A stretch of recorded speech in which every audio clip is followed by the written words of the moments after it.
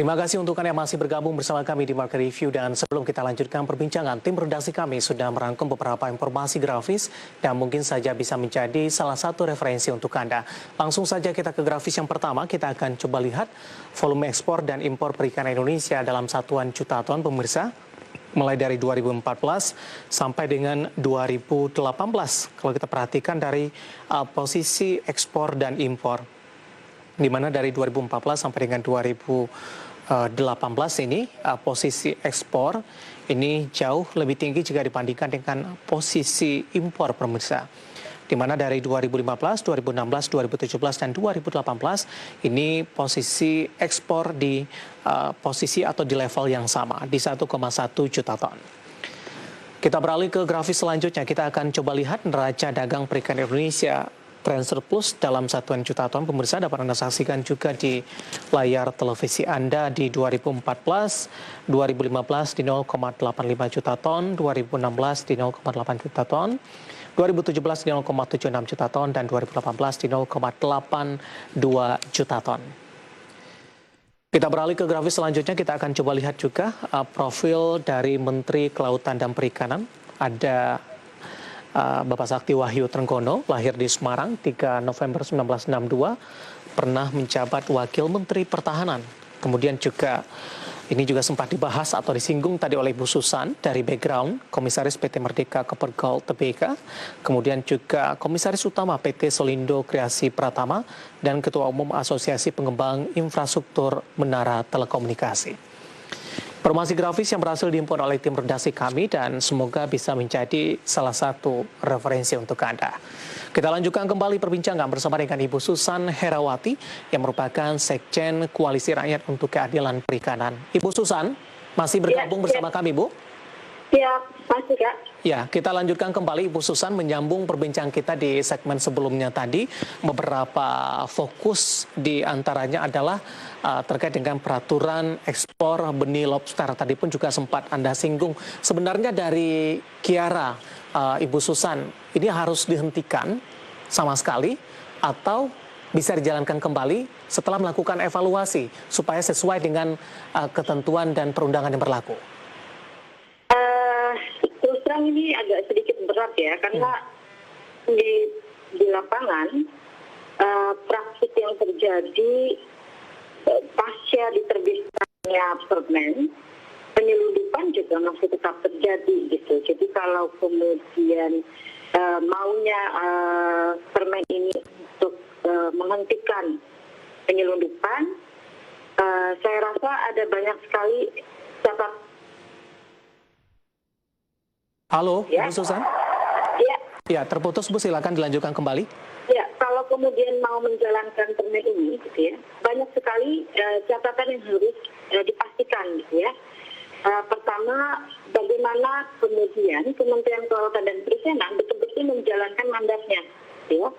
Karena di dalam permen ini, acuan yang dipakai itu kan sebenarnya berkaitan dengan keputusan dari Dirjen Perikanan Tangkap tentang kuota yang diperbolehkan untuk benih lobster ini diambil. Ada sekitar 139 juta gitu ya, benih lobster per tahun yang boleh diambil di laut Indonesia gitu. Nah, kalau kemudian 40%-nya ini dipergunakan untuk ekspor dan sisanya adalah budidaya, ini yang kemudian akan berjalan dengan sangat baik gitu. Tapi praktik yang terjadi kan tidak seperti itu. Tentu kita bisa lihat bagaimana ada 60 lebih perusahaan ekspor yang sudah diberikan izin untuk melakukan ekspor. Jadi ini akan luar biasa sekali nih, sumber daya kelautan dan perikanan kita akan dieksploitasi. Kemudian yang paling penting sebenarnya, siapa yang akan menjamin bagaimana mekanisme atau implementasi dari permen ini bisa dijalankan, ya. Karena kalau sesuai dengan permen, kita tahu bahwa di situ ada beberapa ketentuan. Pertama, dia harus ada pelepasliaran 2%, gitu ya. Kemudian dia juga harus dipastikan bahwa perusahaan tersebut sudah melakukan budidaya, gitu ya, minimal 2 siklus, gitu. Nah, ini yang menjadi ladang korupsi juga terjadi di tingkat bawah, gitu. Karena untuk pelepas liaran, banyak sekali perusahaan yang tidak menjalankan mandat itu. Gitu. Ada juga perusahaan yang dia tidak pernah melakukan budidaya, tapi mendapatkan kuota ekspor, gitu ya, dan sudah melakukan ekspor gitu. Ini yang menjadi catatan merah. Daripada kita mempercaya segelintir orang, mendingan dicabut dulu permennya. Gitu. Sampai kemudian negara ini memastikan kita mau ngapain dengan sumber daya kelautan dan perikanan gitu. Bukan dengan cara mengeksploitasi secara besar-besaran seperti ini gitu. Ini yang menjadi penting. Mendingan dicabut dulu, perbaiki tata kelolanya, bangun keterhubungan antara nelayan penangkap benih lobster dengan para pembudidaya, ya, kemudian siapkan operasi nelayan, baru kita bicara tentang ekspor. Kalau ini belum ada semua, mendingan tidak usah. Karena ini menjadi barang bancakan bagi segelintir orang untuk memperkaya diri mereka sendiri gitu, tapi tidak untuk nelayan ataupun pembudidaya. Baik, permasalahan benih lobster mungkin ini satu dari sekian banyak permasalahan yang terjadi di industri perikanan dan kelautan yang ada di Indonesia. Dari catatan Kiara, secara garis besar, secara keseluruhan, PR atau permasalahan apa sebenarnya yang terjadi di industri perikanan kelautan Indonesia sehingga kondisinya dari sisi sumber daya ini belum tereksplorasi secara optimal dari sisi jumlah sumber daya yang dinilai cukup besar secara global dari sisi yang potensinya. Paling buruk gitu ya dalam mengurusin kelautan dan perikanan Indonesia, kita nggak punya peta jalan juga.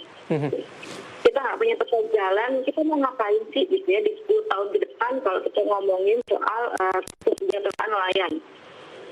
Kan kalau kita lihat nomenklaturnya KKP, yang di awal itu kan harusnya kelautan dulu yang diurus gitu. Artinya harusnya konflik agraria yang ada di pesisir dan pulau-pulau kecil itu diurus sama oleh KKP. Bukan perikanan yang basisnya komoditi gitu ya, lobster, udang gitu, kemudian jenis lainnya gitu yang kita seringkali melihat KKP abai gitu ya.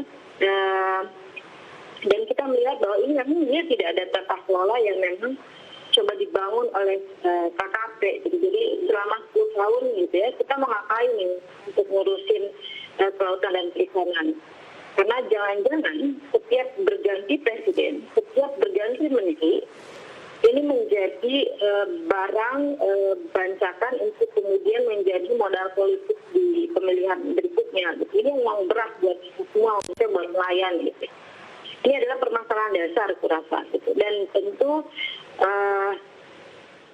kalau ngomongin sumber daya, kita tidak bisa terus melakukan eksploitasi gitu ya, memberikan ini kepada kepentingan segelintir orang gitu ya. Tadi perusahaan, apalagi di dalam undang-undang cipta kerja itu yang menjadi ancaman besar, di mana ada pasal di situ yang kemudian menyebutkan ya kapal asing bisa mengambil ikan di laut Indonesia gitu. Ini menjadi berat, apalagi kapal pengangkutnya ini boleh alih muatan di tengah laut gitu.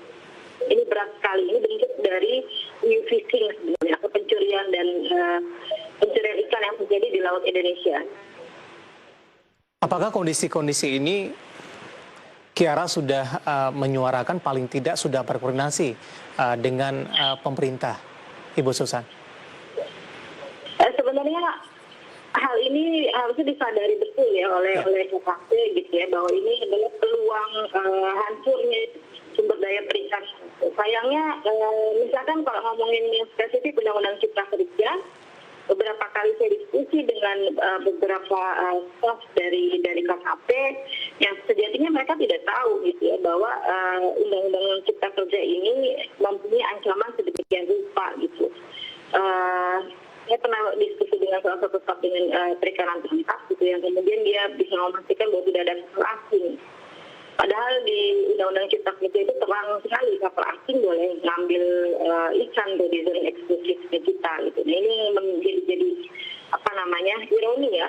KKP sendiri tidak tahu kebijakan apa yang kemudian disusun gitu. Ini yang penting untuk disadari. Atau jangan-jangan ketika merumuskan permen, misalkan permen 12 terkait lobster, atau tadi pengguna tangkap atau jalur perikanan terkait dengan hancang dan lain-lain, jangan-jangan mereka juga tidak paham.